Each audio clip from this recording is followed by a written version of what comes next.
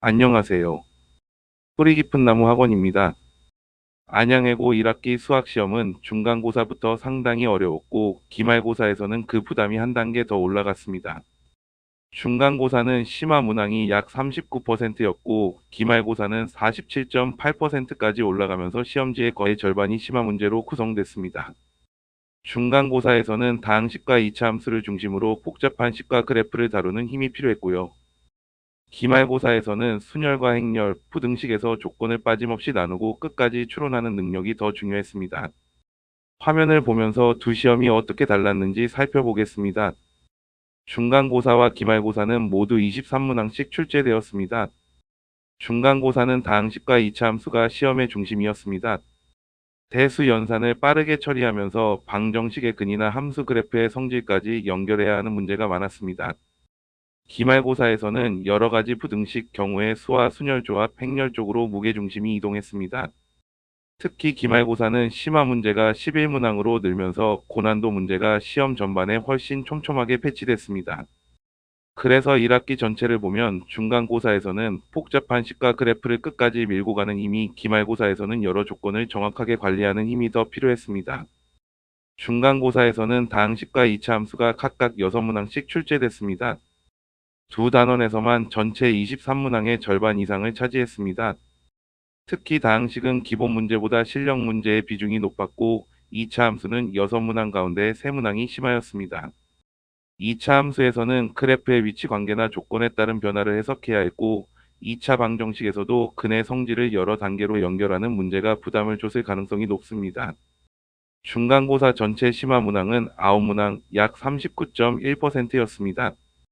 문제 몇 개만 어려운 구조가 아니라 실력 문제까지 11문항이나 포함돼 있어서 시험 내내 계산과 추론을 꾸준히 이어가야 했습니다. 특히 고차 연산이나 함수 추론에서 한 번 방향을 잘못 잡으면 시간이 빠르게 소모될 수 있는 시험이었습니다. 기말고사는 난이도가 더 올라갔습니다. 23문항 가운데 심화 문항이 11문항 47.8%로 거의 절반을 차지했습니다. 여러 가지 부등식이 6문항 경우에 수와 순열도 6문항, 행렬 역시 6문항으로 비중이 높았습니다. 특히 경우의 수와 순열은 6문항 가운데 4문항이 심하였습니다. 조건이 여러 개 겹치는 상황에서 가능한 경우를 정확하게 나누고 누락이나 중복이 없는지 계속 확인해야 했습니다. 행렬도 6문항 가운데 3문항이 심화로 구성돼 단순 연산만 익혀서는 부족했습니다.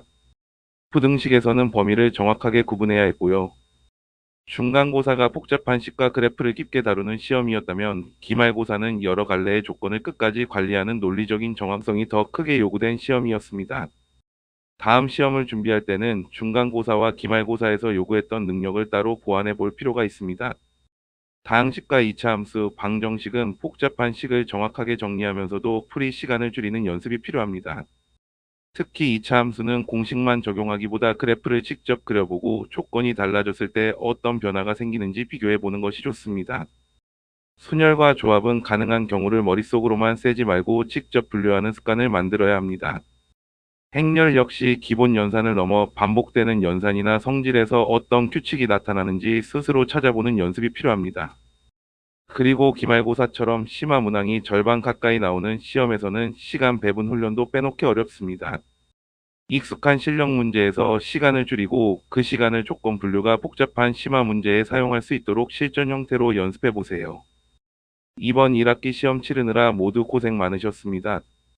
다음 시험에서는 빠르고 정확한 대수 연산과 복잡한 조건을 끝까지 정리하는 힘을 함께 준비해 보시기 바랍니다.